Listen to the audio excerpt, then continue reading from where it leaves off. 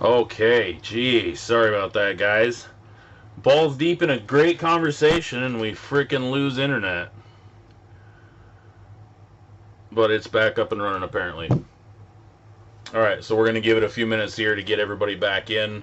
I just sent out the tweet that it's back live. So hopefully everybody gets back in. Hey, Dave, thanks. Sorry about the issue. It's just lost internet temporarily and of course, screwed everything up. Oh, man. So, um, where the hell were we? I don't have the chat box still. That's gone off my screen, so I don't even know where we're at. Oh, we were talking about the dunk contest. Um, the NBA dunk contest. Cassius Stanley, by the way, was his name. Thank you, David, for saying that in the last chat before my internet decided to be a pain in the ass. But anyway, what I was saying was Cassius Stanley, um, if you watch his dunk, he jumped off his left foot, and instead of driving with his right and going under his right leg to dunk the ball, he drove with his, or he stepped with his left, jumped off of his left, then drove his left leg up and went under his left leg, his jump leg, and dunked it, which is insane to actually do. It's really tough to do.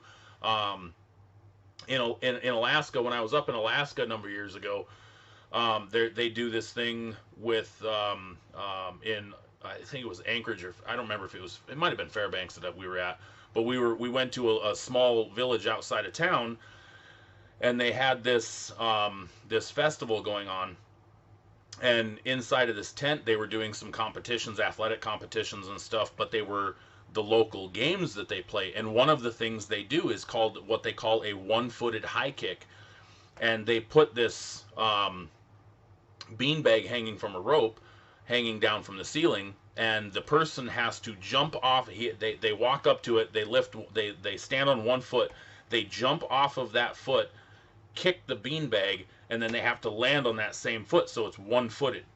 And that's what Cassius Stanley did in his dunk contest, was that same type of thing. And so after this event that we were at where they did this one-footed high kick, I was in basketball at the time and I was in very good shape, and because this was when I was younger, and all of us guys on the basketball and football teams were trying to do the same thing, and it was very tough to do for a trained athlete to do a one-footed high kick without training that specific thing. Very tough to do. Sorry, Taylor. I lost internet. They restarted our internet to refresh some stuff, and I didn't know they were doing it at the time. So lost internet, but it's all back up and running now. We should be good to go. Dean is going to be joining me here in just a second. He's good to go, I believe. Perfect. All right, so ladies and gentlemen, without further ado, joining me tonight, Dean on Sports, Dean Smith Richard. Yay! How's it going? Dean, welcome, bud. Good to see you, man. Thanks for having me. So a lot of shit happened in the NFL. And it's been a dizzying couple of days. It has been, and I'm going to throw my other earpiece on here because I can barely hear you like that. There we go. That's better. So first of all, Dak Prescott. Let's talk about Dak first. 4-year, $160 million contract, the new mega contract in the NFL. Your thoughts? My initial reaction is I think it's a pretty good deal, honestly, for both sides. Obviously, Dak coming off the injury that he had, it was a little iffy of how much the Cowboys were going to be willing to pay him. So it gives him some really good guaranteed money. I think it's a good deal. And it's honestly a good deal for both sides, which is something I don't think you say about Jerry Jones deals a whole heck of a lot, because it doesn't really feel like the mega deal, because Mahomes and these guys are getting these just absolutely gargantuan contracts, but they're so long. And the thing I think the Cowboys did from an organizational standpoint really well that protected themselves is that it can function as a 3-year, 4-year deal, but basically it's a 3-year deal. And then you look to renegotiate it going into that 4th year. So it's one of those kind of rare deals that really works very well for both sides. in a lot of ways, that they're not tied to Dak Prescott for 7, 8, 9 years. It spreads out the cap hit pretty evenly, which is, we've talked about that, just a massive consideration going into this NFL season of where that cap's going to shake out. So the Cowboys themselves are actually pretty protected this year, so that helps their chances in what is still a really weak NFC East. So it protects them, allows them to go out and make some other moves. They're not signing him to an albatross deal where it's going to eat up way too much of their cap space, a la the Rams and Jared Goff and Matt Stafford that they're dealing with, where they're really handcuffed with their cap situation. So I think they have cap flexibility for 2021. They have long-term flexibility. If Dak plays really well, if he bets on himself again and wins again, which I can really see him doing, especially if they're able to add pieces around him, then there's 3 years from now he can renegotiate that to an even bigger deal. Will at that point probably be his final major NFL contract, and go out with a good payday, and he sets himself up to be in a really good position. Well, and one of the big things that they're talking about too, with the potential of this massive TV deal they're about to sign, is they're saying that in about 4 or 5 years we're going to see a $250 million salary cap. So if that's the case, it gives Dak the perfect opportunity for that extension or for hitting free agency and signing a much bigger contract. And it didn't tie him into a 10-year deal like what Mahomes is tied to, so he can cash in even further. Yeah, I mean, because every year you see it, whether it's a top of the heap guy like Mahomes or a kind of middle of the road guy like Jared Goff, as the salary cap has always gone up, as soon as you sign that deal, the next guy in line points to that deal and says, well, hey, I want bigger and better than that. I'm a franchise quarterback. They're hard to find. I've said I believe that we have some of the best quarterbacking across the board that we've ever really had in the NFL, but they're still hard to find. They're still not easy to come by. So if you're going out there signing that deal, if you have a guy like Dak Prescott, who I think is probably the top of the second tier of quarterbacks in the NFL, you're negotiating from a position of strength as that franchise quarterback, because they're hard to find and harder to replace. So that market just is constantly resetting itself. So I think he's in a good position to where now all the guys who come after him in 3 years, he's there in a position again to say, well, look what I did for you over the last 3 years, re-up me, pay me again. So I think it's a smart move for him. And then again, like I said, after that injury, there was talk that the Cowboys wouldn't even bring him back, and this gives him that security and that big payday that he's definitely earned in that organization. I would agree. And the funny thing is here, when we're talking about the bonus, Adam Schefter tweeted out earlier today, highest signing bonus in NFL history, Dak Prescott, $66 million. $1 million more than the Russell Wilson mega signing bonus of $65 million just recently. And the top 7 quarterbacks he's got listed, there are 7 players I should say, because Aaron Donald's also on the list.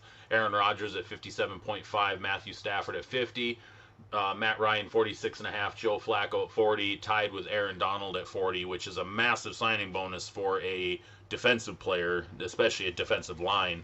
But yeah, Dak Prescott setting a record right there alone. And that's a function of the cap situation this year, because that's getting spread out over the length of the deal. And that was another really smart move by the Cowboys to tack on those 2 void years there, which we'll probably get to a little bit more. I think you're going to see a lot of teams use that in free agency this year, is you have void years on the end of the deal to spread out that cap hit even more. So you're spreading that out from $14-15 million a year over 4 years to about a little over $10 million a year for 6 years. And then it's a wink nod. Hey, these are going to get voided. You're never going to be held to these. So I think we're going to see a lot of that with this year, especially as teams try to ink guys to long-term deals. And you're not going to be able to give them a massive base salary in 2021 because of the salary cap. But, the way things are going, you can look at it and you expect that 2022, that cap is going to rebound significantly.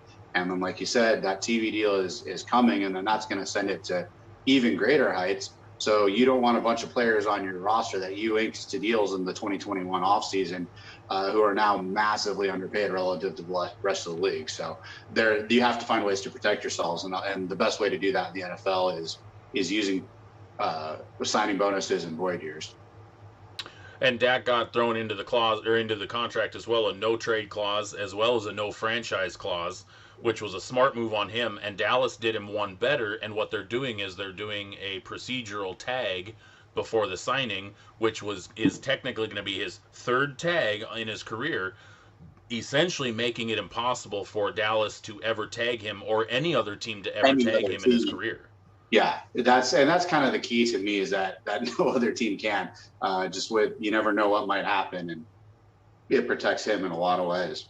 Yeah, because if a team does try to ever tag him again, a fourth tag would be so ungodly expensive, nobody would be willing to do it. Yeah, yeah, exactly. So very. I actually liked the fact that Dallas stepped up and did that for him, included in the tag, Right, or included in the contract. Yeah, I think so. I think it's a smart move. So breaking down the deal a little bit, as we said, a 4 years, 160 million, including a record 126 guaranteed, first 3 year average of 42 million per year. Deal can be worth up to 164 per source. The deal includes 66 million to sign, 75 million in year one, the most in NFL history. Is that number justifiable for a Dak Prescott? Let's start there. Yes and no. Yes and no. Is Dak the guy who's going to take the Cowboys single-handedly and will them to a Super Bowl? Absolutely not. Is he Patrick Mahomes? Is he Russell Wilson? Is he any of those guys? I don't think so. Is he a functional, top of a second-tier quarterback? Yeah, he absolutely is. And like I said, once you get that guy, once you get a franchise quarterback, whether he's the best or not, it's really, really hard to replace him, and it's really, really hard to let him go and bet on finding another one anywhere else. You look at the teams and when you land that guy, you have to keep him. So from that perspective, yeah, he's absolutely worth it. I have always subscribed to the philosophy with coaches and quarterbacks of good enough to get you fired. You look at some of the teams out there that have the Joe Flacco's, the Matt Ryans, Matt Stafford to an extent, Jared Goff to an extent. Those are guys who are good enough to get you fired. They're good enough that you can't let them go, but they're not good enough that they're going to get you over the hump to make a really deep playoff run or a Super Bowl run. And they're not going to go out and win games, absolutely single-handedly, that they're not going to pull those victories out that we see guys like Wilson and Mahomes and Brady, where they elevate the entire team around them. So from the perspective of a functional piece in an offense, and that's why I think it's a smart move from Dallas to structure it the way they did, so that it can bring in complementary pieces, because Dak is a guy who needs complementary pieces, more than some of the greats. But at the same time, is it worth hitching your wagon to Dak Prescott? I'm not 100% sold on it being that, especially coming off of an injury where he's a pretty mobile guy. His speed is a big part of his game. There's both ways to look at it. I personally am not a fan of him. I've called him the low-rent Russell Wilson many times, and I think that's kind of what he is he has a similar game to a guy like that, and he can definitely be a competent quarterback, but is he the guy who's going to take you all the way? Based on the last couple of seasons and what we've seen from the NFC East, I don't think so.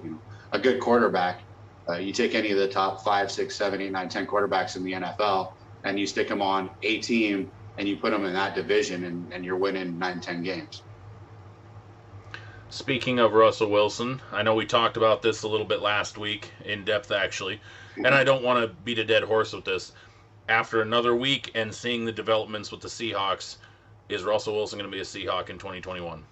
Yeah, absolutely. And I think the bigger things that make me say that are not the Russell Wilson Seahawks relationship in and of itself, or the pursuit from other teams. I think the guards in particular, and some of the centers that we're seeing hit the market, are guys that are within the Seahawks price range. The Seahawks have made moves, releasing Carlos Dunlap to make cap space. and they've got some cap space to make it a run at some pretty good guards and centers, which are where they really need to upgrade going into 2021 and beyond, that I think that they'll be able to make a couple moves in free agency with some of these guys and say, hey, Russ, man, we're giving you guys, we're putting bodies in front of you. These are veteran, competent guys who are going to help protect you. So I think we're going to see some really, really early in free agency. We're going to see them make moves along the offensive line. What happens if they approach some of these free agents and the free agents look at the current situation with Russell Wilson and go, you want to sign me and you don't even know for sure if Russell Wilson wants to be your quarterback next season?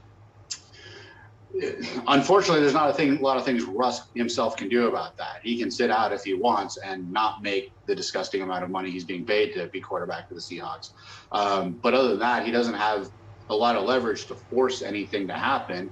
And in a way, he's removed some of that leverage from himself, because if he wants out that bad, yeah, he's got a no trade clause in there. And so you can give him the list of demands and say, I want to go play for the Cowboys. Well, that's out. The Bears just franchise tagged Alton Robinson. Are they going to be able to swing a trade for him that the Seahawks are going to approve? The Saints can't do it. There's absolutely no way. And Miami, I think, was his fourth team that he listed. So he's pared his leverage down to where if you're the Seahawks and the Jaguars come calling with, first round picks, or, maybe the Dolphins with a couple first round picks in Tua, you maybe start to consider it. But where are the teams that can actually afford him? And then there are teams that he wouldn't want to go play for, where you could get 3 first round picks, you get linemen from the Jets, you could get the first overall pick plus pieces from the Jags, but then he's going to veto that trade. So he's put himself in a position where he doesn't have as much leverage. So I think if I'm John Schneider and company having a conversation with a guard, with the center, I say, hey man, you get to come play on a team has a great wide receiving core, has one of the best quarterbacks in the game, and a good running game that obviously needs to be shored up a little bit. But do you want to go to the playoffs? Do you want to protect one of the better quarterbacks in the game and make his day by keeping him alive? I think it's honestly a pretty easy sell to a lot of these offensive linemen. And the run game all depends on what happens going forward, because Chris Carson, it was announced today, they're not going to tag him. Yeah, and there's absolutely no way they should. It's average of top 5 salaries at that position, and that's a whole lot of money to pay to a guy who has not played 16 games in a season. Yep. I think they're gonna. My money is on them. There's some decent veteran guys out there in free agency, and I think it's going to come down to what Rashad Penny can do. And I think Shane Waldron is a great fit for a guy like Rashad Penny, and again, like a great fit for a guy like Russell Wilson. I think the scheme is going to help a lot, and then I think you bring in some of the, a couple of these guards who are out on the open market right now. Pretty much all of them represent a pretty solid upgrade from what you have, and I think that's going to go a long way towards appeasing Russ. Well, and there was a lot of guys that were listed today, and I ran through this before you had you jump on. A lot of guys who were notified they were not going to be tagged, and then a handful of notable guys that were straight up released. And some of the releases, obviously, as we talked about before, Alex Smith, I guess we could say we kind of saw that coming with all the drama that came out of Washington surrounding Alex Smith over the last few weeks, and the interviews that he had said that basically Washington didn't want him back after he came back from injury. And that was kind of surprising, in my opinion, that the relationship was that battered. Well, you look at Washington and you have to expect a three-ring circus no matter what. There's a franchise like the Texans right now that you look at, and if you assume the worst, it's probably even worse than that. So, as someone with a lot of ties to the DC area and going back a long time with that franchise, man, ever since Snyder took over there, it's the worst case scenario is the most likely scenario. So, I like Ron Rivera. I think he's a great coach in a lot of ways, but he's not exactly known for having the best relationships with his quarterbacks. And you look at historically the way Shanahan and all of that went down with Robert Griffin. I have zero faith in them to back the right play and to do right by their players. You think Golden Tate ends up back in Seattle? I could see it. That's going to come down to dollars and cents. I think it'd be a really good fit at this stage in his career, especially if they don't trade Tyler Lockett. That as a kind of slot guy, I think it'd be an excellent fit. I really like Golden Tate. I'm a big fan of his. No matter where he's gone, he's a fun player to watch. So I think he'd give them a really dynamic receiving core, because that's the thing in that they're really looking for this year is who that third guy is going to be. And they have some options on the roster, but I don't think any of them are guys you want to bank on. So if you can get Tate for a couple $1 million for this year and maybe a decent signing bonus split up into next year, I think he's a guy who could come in and really contribute. Well, let's just hope he doesn't try to sleep with Russell Wilson's wife this time. I get the feeling that Russell Wilson's a little bit more secure at this point. Oh, man. What would you say if Malcolm Butler got signed by Seattle? I would love it. I wanted that to happen. Was it 2015 when he hit free agency? I was just like, please, hey, because it was Blair Walsh too. After he missed the game winner in Minnesota and then signed with Seattle, I was just like, yes, like please give me Malcolm Butler and Blair Walsh on the Seahawks. Like, just it would have been so fun. I would love it. I like Malcolm Butler. I think he's gotten a little bit overvalued because of one play. Yes.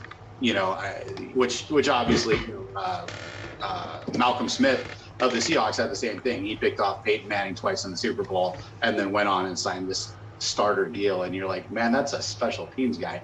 Right place, right time. And, good for him. I'm never going to be upset with anybody for making their money, but that's not a guy you look at and go, oh my God, he's a starting linebacker in the NFL. But yeah, Malcolm Butler, I think, solid player. It's all going to come down to dollars and cents with him as well. Same with Richard Sherman. He said he's open to coming back to Seattle, that would be just amazing to have him and Golden Tate and Russell Wilson back on the same team. And just, that's just make that the all or nothing and the 30 for 30, because that would be the most entertaining season of all time. As the Legion of Boom returns. Earl Thomas is still out there sitting, having orgies with his brother. Oh man. Oh, the over the hill Legion of the Boom. That's right. Yeah. I will. Where do you think Carlos Dunlap goes? Wasn't it kind of a little bit of a surprise to see them part ways with him, and a little bit of a bummer? Super bummer. I love Carlos Dunlap. I loved him for a long time. Yeah, I mean, that dude lit a fire under the Seattle offense, and I think he's going to go somewhere and sign somewhere else and do the same thing for another team. It's not a huge surprise because, again, we're talking about when he came here into a tight cap situation in Seattle, and they slid a ton of guaranteed money to this year, and now that cap hit is coming there. So they weren't able to reach a long-term deal with him. Which I think boils down to, hey, Carlos, we love you, but our franchise quarterback, who we're paying absolutely stupid amounts of money to, is really, really unhappy, and we need to find offensive linemen. So that cap space is unfortunately just more valuable than Carlos Dunlap is at this point, which, value to the team in a normal situation, I don't think so. But when the amount of noise that's coming out is coming out, you have to make that decision. So unfortunately, I think he's going to go somewhere else. There are some good pass rushers on the market who I think can be had for a similar price to what he got last year, who are going to be able to come in and contribute. But it's hard to peg a destination for him. My sneaky under the radar one would be Buffalo. They made a play for JJ Watt. They've got a great defense, and he's the kind of guy who would go into that locker room and the culture they have there now and just absolutely thrive and really, as a veteran, help a lot of those young guys that they've got there. So I think it'd be a real stabilizing presence. Not that Buffalo even really needs that, but that veteran leadership you could really never have enough of, in my opinion, especially when they were still able to contribute like he does. I think he's a super versatile guy, and I think that's a scheme he'd excel in. So I could really see him going there. I think Baltimore is kind of a team that's under the radar in need of pass rushers. But I think Buffalo would be my money for where he ends up. I've got him pegged for the Browns. That could be a fit. He wasn't going to get traded there. I mean, that's Yeah, clear. absolutely. So he ends up now signing with the Browns opposite Myles Garrett. And all of a sudden you have massive bookends with the Browns, and he sticks it to Buffalo, or sticks it to the Bengals twice a season. Don't the Bengals stick it to themselves enough though? Like, yeah, how do they need more? They don't need more punishment. Yeah, but people like to do that to their former teams. No, We've seen it happen. I agree. That's definitely not out of the realm of possibility. Especially, you look at like we talked about with JJ Watt. He's at the stage of his career where, you play in a franchise like Cincinnati your whole dang career, you want to win. So Cleveland's a team on the upswing. Same with Buffalo, and that's one of the reasons I look at those teams. He's not going to go to, he's not going to Houston. He's going to go somewhere where he can hang 10, 11, 12 wins a season and make a playoff run and see what that's like before he retires. But Tennessee might take a run at him, which wouldn't surprise me. Yeah, absolutely. Yeah, another really good fit, but really good dude. I've been a big fan of his for a long time. He's always a really good presence on the team, and just by all accounts, a really good dude. So he's a guy that's really bummed to see leave. Where do you see Aaron Jones heading in free agency since Green Bay decided to not tag him either? That's a tough one. I think a guy like him would really fit well with the Titans. Would be I think he'd be a really good, because he's not the guy, and they have that down in Tennessee. So I think he could really go in there and be a major piece and be a really dynamic weapon for them with Tannehill's renaissance that we've talked about. So I think he'd be a big part of that. I just don't think he would get enough in Tennessee with Derrick Henry. That's true. But man, he'd be that change of pace. And honestly, like if I'm Tennessee, and obviously Derrick Henry's Derrick Henry, but running back shelf life is so short in the NFL.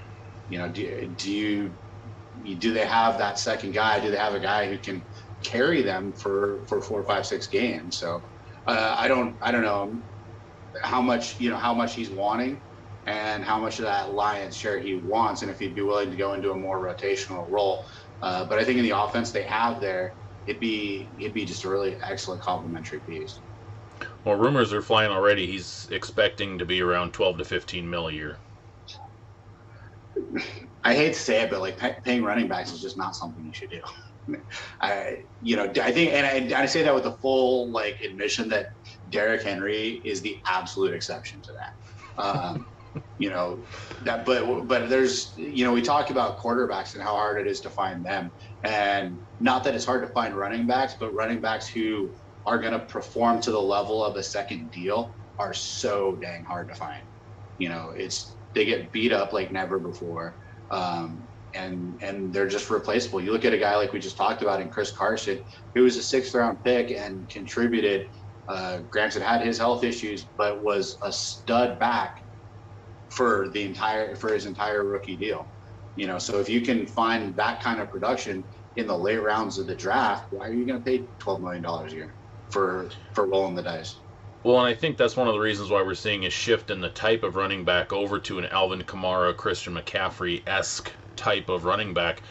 We saw that shift back in the mid-2000s with LaDainian Tomlinson really becoming a dual threat back, and then we saw guys like David Johnson be able to do the same thing. And I think we're going to continue to see that.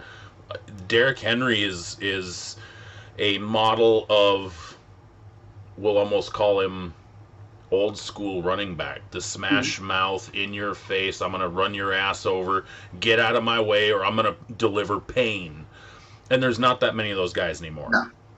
No, and that's where I think Aaron Jones is a fit there in a lot of ways. Is if you can, you can't be giving guys 30 carries a game. You just can't, not in today's NFL.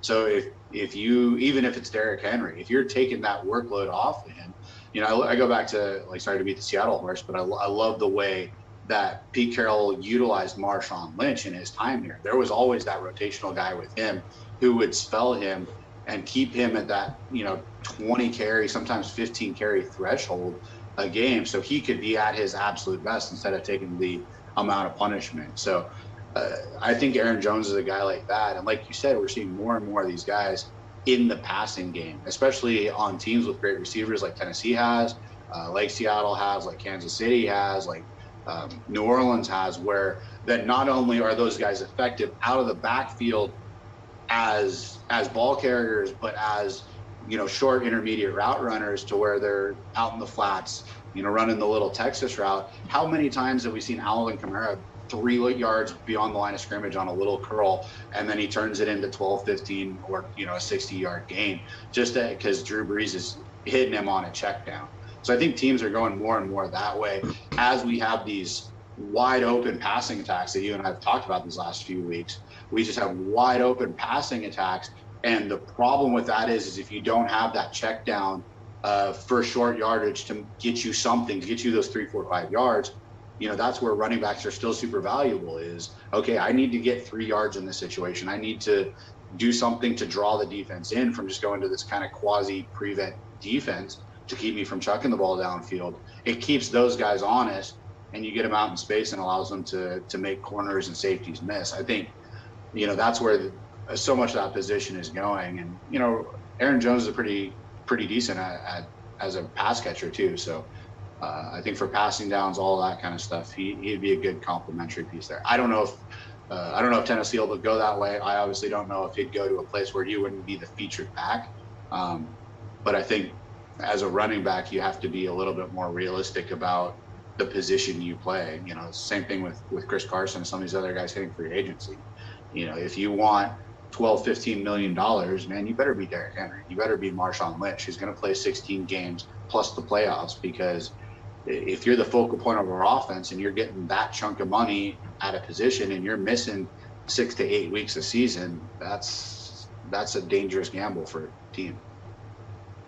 Switching gears, it was announced today that Hassan Reddick will not be franchised, so he's going to hit free agency. And that basically comes after the J.J. Watt signing to Arizona. They basically said, no, we're not going to bring back Reddick. We're going to sign J.J. Watt. How much does Hassan Reddick hitting the free agency market, how much does that shake up the defensive signings that are about to happen? A little bit. Not, right, because it's tiers to me. It's the guys who are in the Hassan Reddick category, these top J.J. Watt type of category, where they're these top flight, high priority free agents, and some of those guys fly off the shelves and some of them end up kind of being laid on the game of musical chairs. And that's definitely where he's at.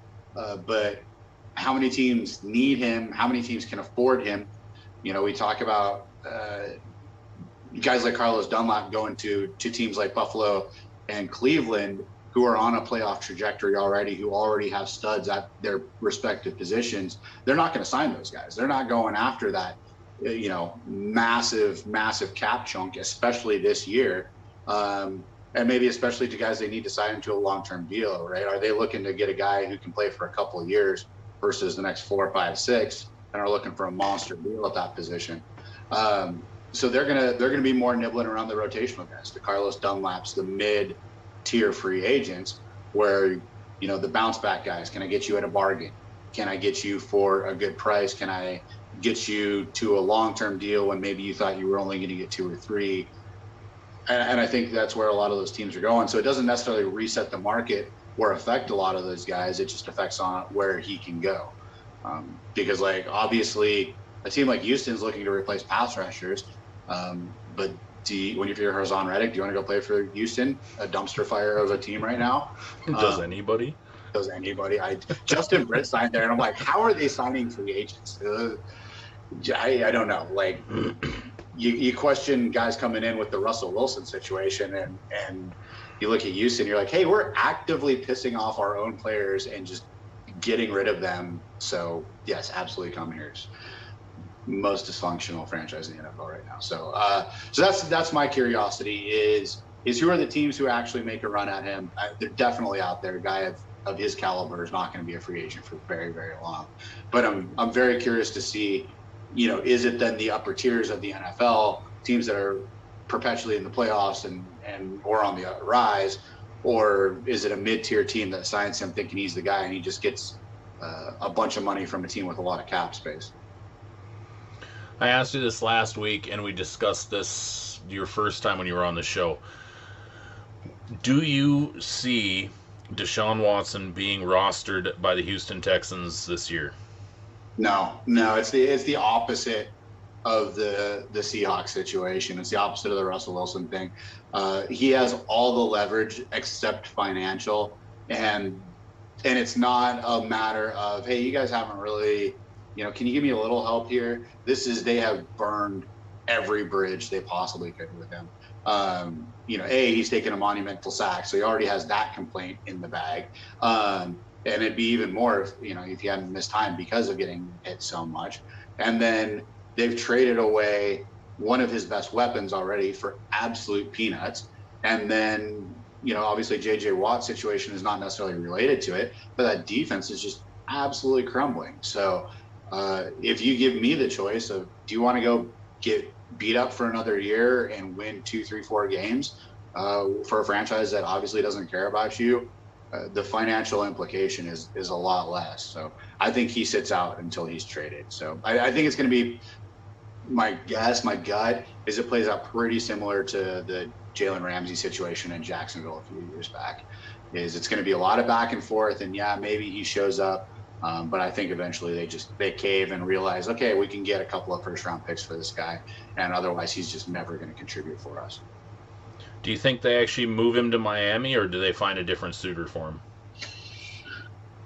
I don't know. I just be auctioning him off to whoever would give me the most for him if I'm in that situation. Is literally just, all right, bud, you want out? Like, that's what organizationally they should be doing. I don't know if that's what they are doing, but yeah, Houston, Miami would be a pretty attractive destination. I would be a much bigger, it's an upgrade over Tua, but you wonder how much organizationally they've sunk into Tua and how much they believe in him. So that's kind of my only hesitancy there is on paper. They have the draft capital to make the move, and it would be an extremely beneficial move for them. So it's just a matter of how much Brian Flores and those guys believe in Tua as their guy. Fair enough. The first time I had you on the show, I kind of teased we were going to talk a little baseball, and we haven't yet. And David Miller actually just chimed in the chat, which, by the way, he says hello.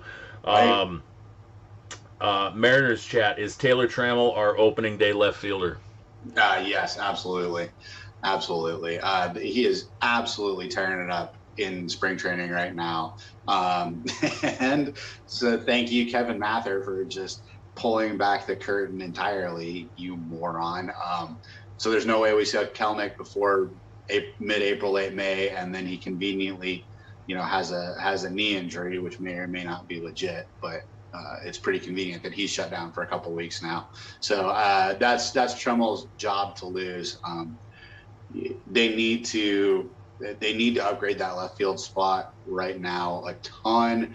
And honestly, it's one of the very few weak spots they have on the roster. The roster is looking really, really solid at a lot of positions. So, and they have options. They have a glut of outfielders right now. I don't think Jake Fraley's ever really gotten a fair shake, and I'd love to see him out there, but he's had such an up and down career that you can't bank on him. Haniger's obviously in right.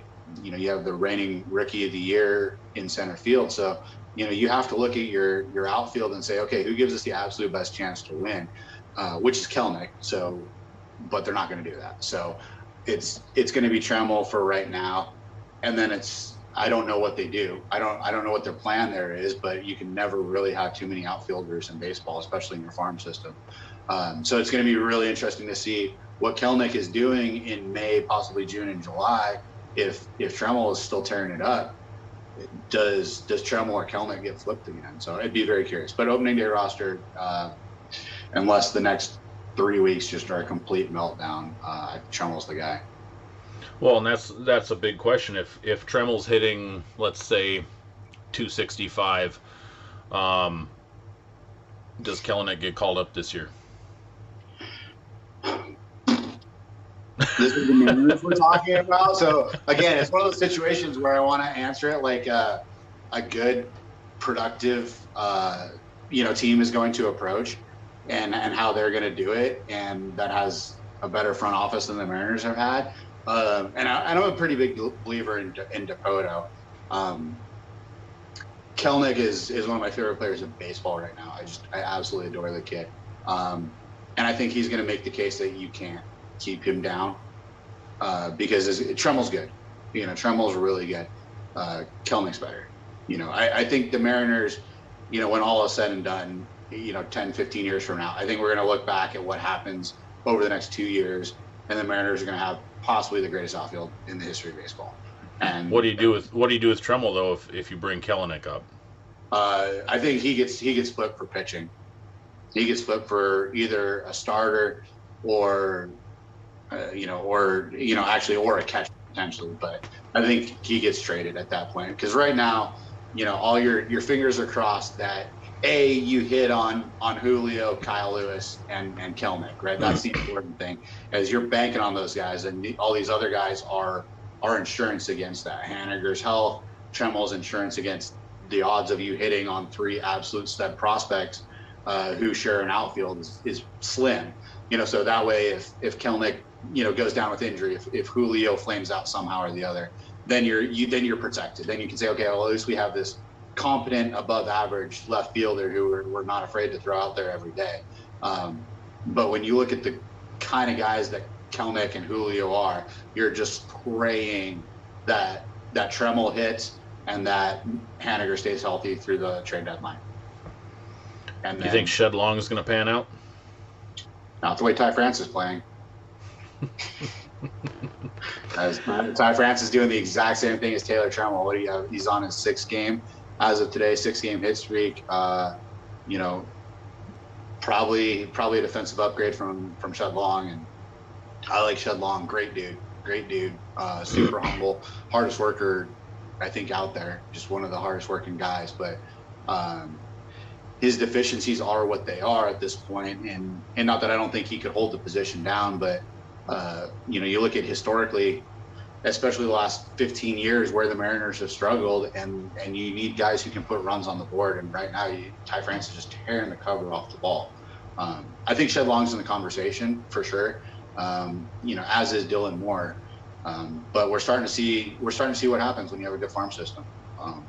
The moves that Dipoto has made are starting to pan out, despite meddling from Mather and those guys and whatever Dipoto's actual say in that is. I'm not obviously privy to those conversations, but boy howdy, I think we're starting to see what a good farm system really does, because it puts you in the position, just like I tell these guys, make me make hard decisions. Make me make hard decisions up and down the roster. Who's going to bat where? Make me make hard decisions. Who's going to start? Who's going to play? And that's what we're starting to see with the Mariners, is they're starting to be hard decisions of, okay, Shed Long, hey man, we invested in you, but Dylan Moore tore the cover off the ball and played, aside from a couple notable times, played solid defense. Ty France doing the same thing right now, so he's forced himself into that conversation. But that's where you want to be as an organization. You want to have 2-3 options at every single position on the field. And the Mariners are starting to get there, and I think honestly, they were Kelnick call away from the playoffs last year. I think if they called him up, stuck him in left field, we're having an entirely different conversation right now. And that's where that service time manipulation is a massive problem in baseball. So, yep. But going forward, I think Tremel gets the nod because they're not going to give it to Kelnick, and he's not in the same service time conversation that Kelnick is, and that's a business decision, and I get it. It's an open secret in baseball, but it still sucks for Kelnick. But I think, I just feel sorry for the guys at the alt site and in the, zombie PCL, whatever it is these days. But the guys in Tacoma who have to pitch to him because, it was already nobody wanted to pitch to him last year at the alt site, and this year he's going to be angry. Switching gears over to pitching real quick. Dunn or Margie for 6th in the rotation? Say that again? Dunn or Margie is the 6th in the rotation. Margevicus. I like Margie. I like him a lot. Dunn, I have high hopes for, but he's going to ultimately end up being in the bullpen. So, and I think he'll do well there. His stuff will play much better. He'll add a couple ticks to his fastball with not having the starters roll, not having the starter wear and tear. So I think that fastball coming up is really what he needs. So I think it's Margie. And then God, I honestly, coming out of spring training, don't rule out something funky happening. I still think it's out there. I think it might be for the bullpen this year, but don't rule out Tremmel getting flipped on March 29th. Could happen. If the guy's out there, if Kelnick comes back from injury and does what Junior did in 82 down in spring training, where like, hey, you're gonna get the invite, there's no way you make the roster, and then you just blister the baseball and play defense. I think they might, after everything that's happened this past year with the Mariners, I would not be surprised, and it's the move I think they should make.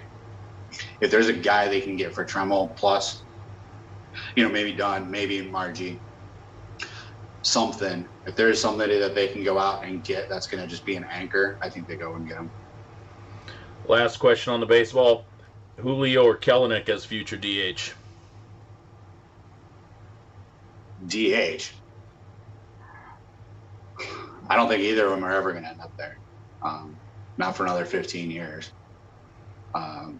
Kelnic's probably the better pure hitter, and Julio's a guy who's probably better at defense. So they're going to keep Julio in the outfield, but I don't think either of those guys have a future at DH. That outfield is going to be jam-packed. It's going to be jam-packed, and that's why I say, Haniger's getting flipped. If he's healthy and productive, and he's lost some weight, his swing looks really, really, really good. So I think he's a guy who's going to get flipped. I don't think he's going to bring back a massive return, but he'd be definitely valuable at the trade deadline. And then I think Tremmel as well. And Tremmel's a guy who you could absolutely, whoever that team is this year, who's got a starting pitcher, who's just, a 10, 12 win guy minimum.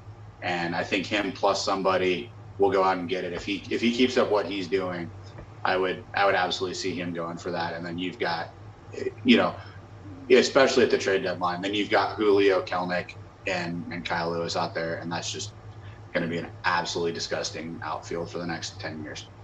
I agree. All right, that's all the time I got for you tonight, Dean. And thank you for joining me, everybody. Thank you very much. Follow him on Twitter, Dean on Sports. And for all of his hot takes coming up on football this year, baseball, I'm sure you'll be all over baseball coverage this year. 100. So as long as I'm not coaching it. True. Thanks again. Dean Thank you, Richard. Have a good one. See ya.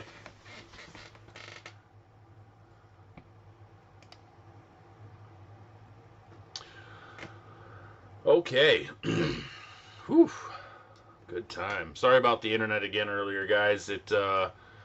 We just had an internet connection issue. All of a sudden we lost internet and had to restart the stream. So fun stuff. All right, let me get the camera switched around here real quick, and we are going to rip our optic football. Be right back.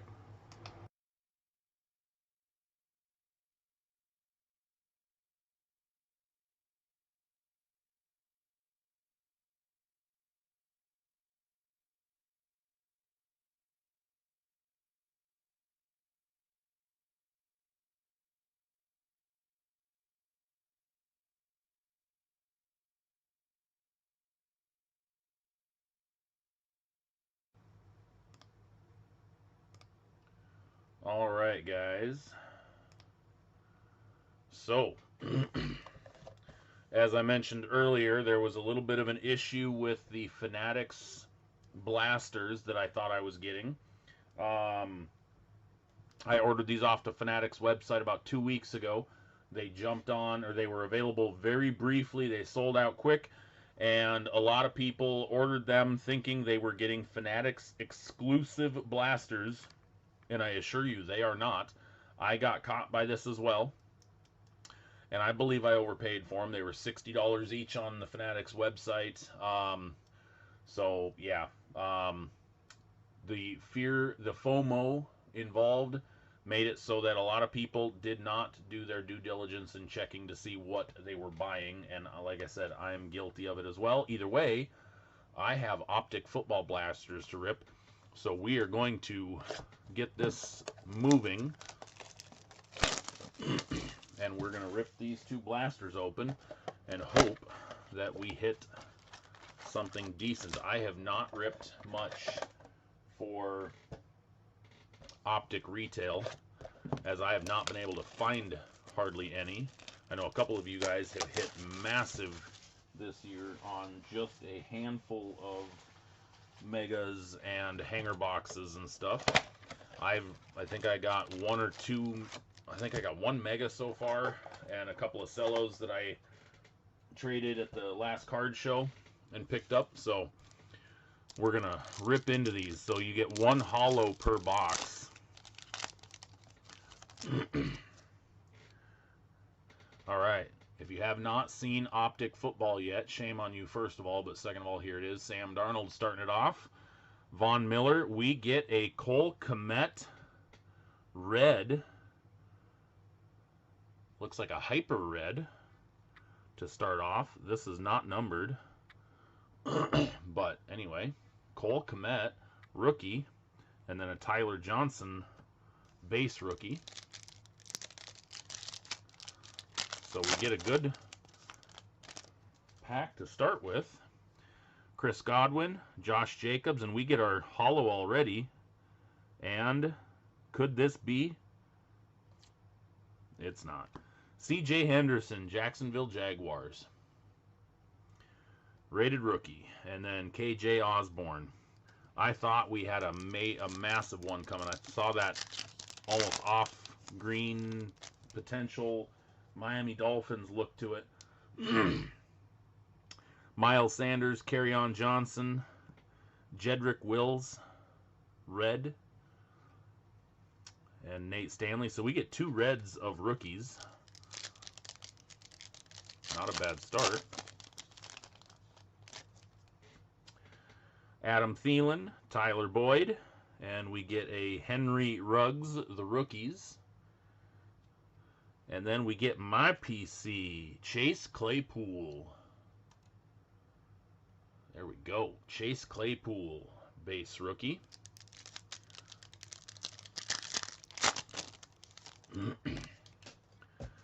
Josh Allen, DeAndre Hopkins, and we get a Chase Young. There we go, red hyper. Chase Young, boom. And then a Jordan Brooks base rookie.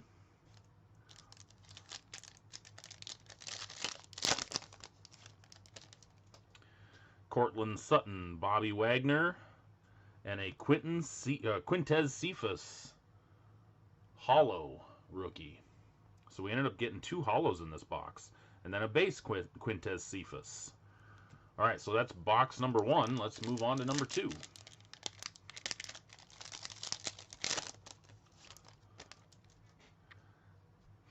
Cooper Kupp, Christian McCaffrey, Antoine Winfield Jr., red hyper rookie, and C.J. Henderson. So far, all of our parallels have been rookies. That's not a bad thing at all. Jamison Crowder, Matthew Stafford, and here we go. Holo, Jeff Okudah.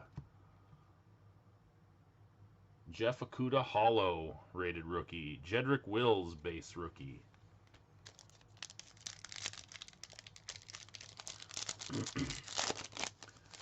And we get a jersey. Rookie Phenoms. Red hyper. Devin Duvernay. You know what? I think we were supposed to get a... Were we supposed to get a jersey card in the last box? No, it doesn't say. Doesn't say that one was supposed to be in every box. So, and then Antonio Gandy Golden, red hyper. So we get two red hypers in this box, or in this pack. And then a Grant Delpit.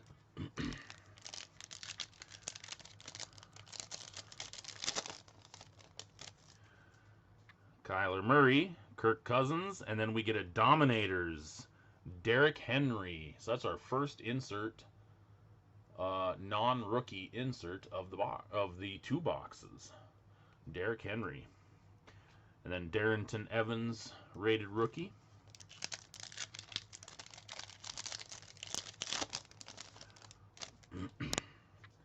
T.Y. Hilton. We get a Lamar Jackson holo. Followed by a red Eno Benjamin, red hyper. So we get a holo and a red hyper in the same pack. Julian Okwara, base rookie. And our last pack in our 2 blasters, Drew Lock, Russell Wilson, and a holo, Devin Asiasi, holo rookie. Ending out with a Darnell Mooney base rookie. So that was our 2 blaster box rip of Optic Football, courtesy of Fanatics. Alright, I'm going to sleeve and top load this jersey. So I'm going to give away the Devin Duvernay.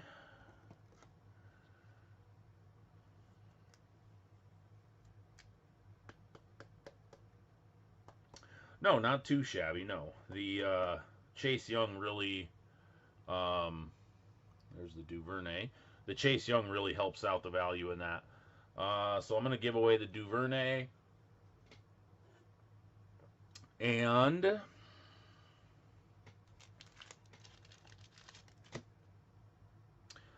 I'm going to give away.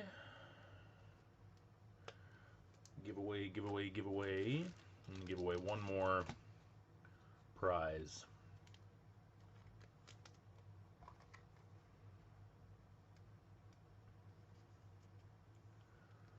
Ooh, those are tight. Holy crap.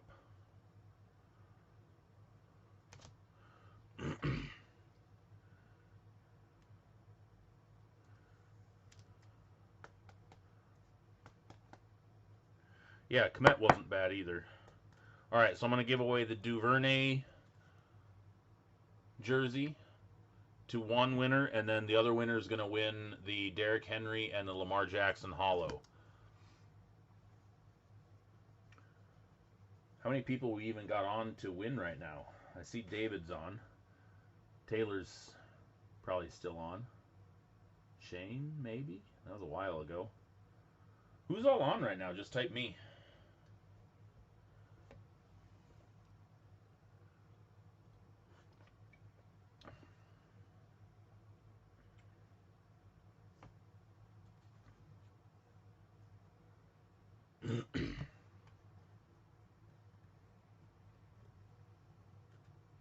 Whoever's on, just type me in chat. Yep, David's on.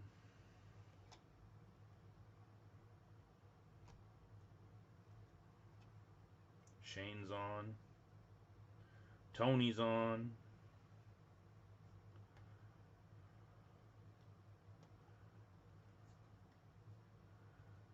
Who else we got? Who else wants to win? Who else wants to win?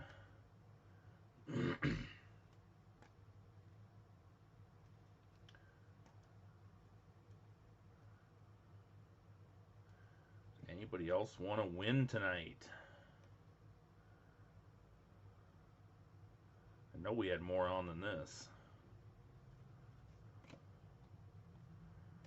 It's like the pack rip started and everybody bolted. Now people are jumping on.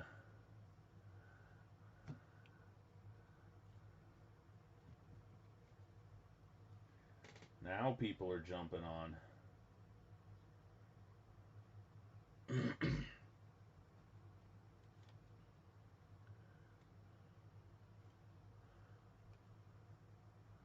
Alright, so let me get this thing pulled up real quick, and I will start plugging names into the trusty randomizer.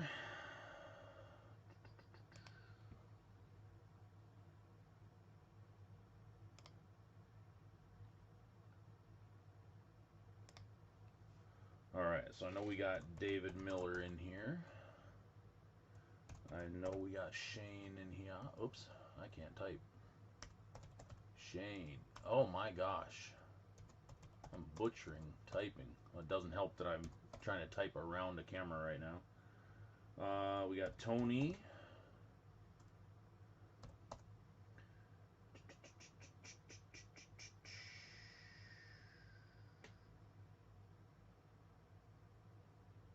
We got Anthony. We got Taylor. All good, Taylor. No worries. I get everybody so far. David, Shane, Tony, Anthony, Taylor. 1, 2, 3, 4, 5 so far. 1, 2, 3, 4, 5. If anybody else wants entered, just type me into chat. Or at least just say something at least so I know you're watching.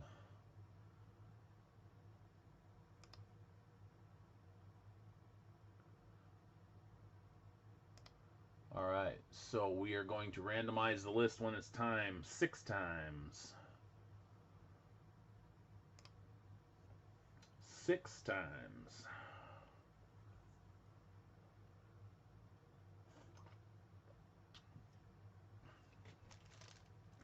Anybody else? Anybody else? Anybody else? I'm going to give you about 30 seconds. 30 seconds to get entered. This is where I need to have music. Having some music to play right now would be helpful.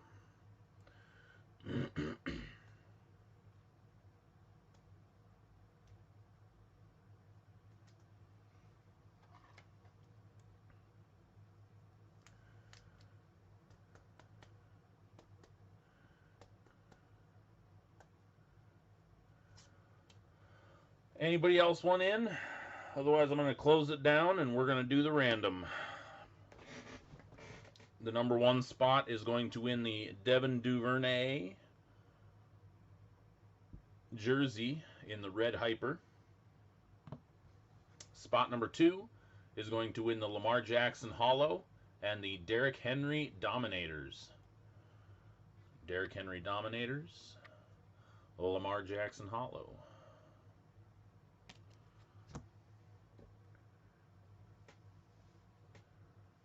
Boom! Eloy jumping in. Yeah, this Auburn show is going to be insane, dude. I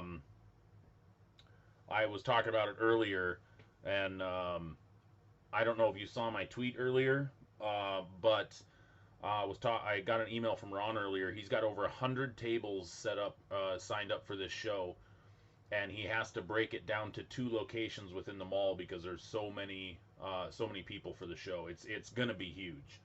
So I'm amped for this show. Like I am amping up everything I do. Buying another set of shelves for more pops to be on display.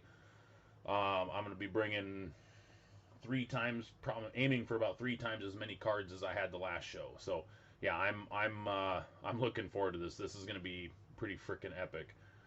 So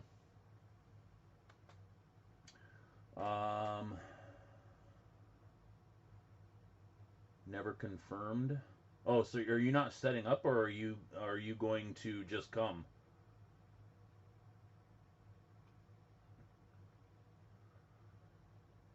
Yeah, David, it might be worth it, man. You could probably get a cheap flight. You might as well.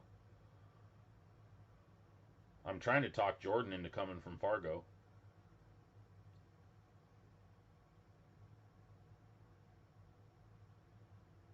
Right on.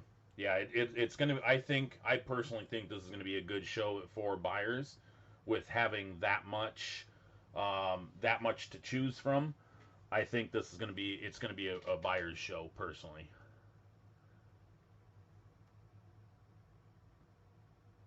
Autograph signing and picture op. Oh, that would be awesome. You need to make a sign and just wear it around your neck that pictures and autographs $1. No, Taylor, you're gonna be gone. Oh man, bummer, dude. Oh, that sucks.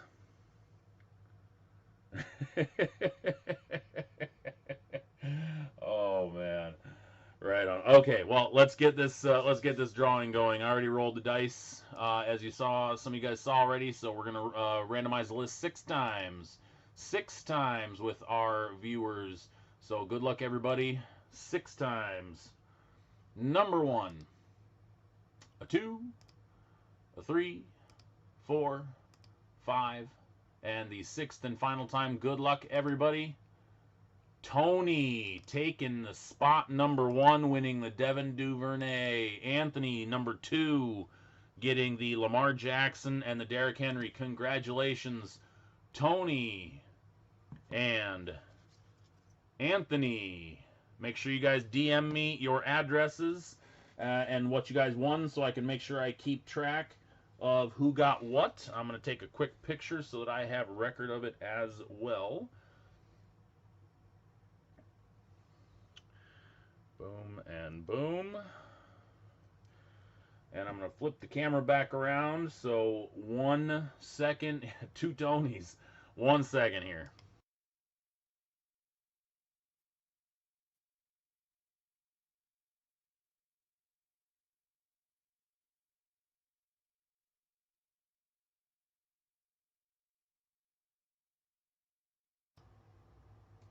All right, we're back. So yeah, congratulations, Tony and Anthony, Tony and Tony, on your wins tonight of the optic singles from our two blaster break. Compliments of Fanatics for selling non-exclusive blasters to me. Um, so yeah, so we are going to be live again next week. I got Mark Magana that's going to be on with me next week. So make sure you guys tune in for that. It's going to be a good night, and I'm going to aim for having a box of Revolution basketball maybe to break next week. Please. If I can grab one, do some giveaways out of that probably. And then we're just doing card show prep. So make sure you guys, if you're going to be around, like I said, the Auburn show is going to be huge. And if you missed earlier, there will be a show in Everett to start next month at the Everett Mall. It's going to be a 2-day event. April 3rd, Saturday is going to be sports cards, and April 4th on Sunday is going to be comic books. I will be set up on both days. So definitely come check that out. It's going to be a lot of fun. These are going to be big shows. These shows are continuing to gain steam, so I'm definitely looking forward to the turnout every month. All right, so I appreciate you guys jumping on, and looking forward to continuing the growth of the show. Studio gets built in a handful of months. We start remodeling, so the day is getting closer, and then we're gonna have the full-on studio for the show. Dean lives just down the hill from me, so he'll actually probably be in studio a fair amount doing the show. The goal is eventually to move it over to a daytime thing for sports talk, and then doing a hobby thing probably in the evenings. I don't know how it's all going to pan out yet, but hopefully it all goes well and we can get everything upgraded. Getting a new camera next month, actual HD camera, so I'm not using my webcam anymore. Lots of good things coming. But so I appreciate you guys being on. Thank you again. This was Sports Stuff Hub Live, episode number 25, March 9th, and we'll see you guys here next week. Same time, same channel, everything's the same. And take care, guys. Have a safe week.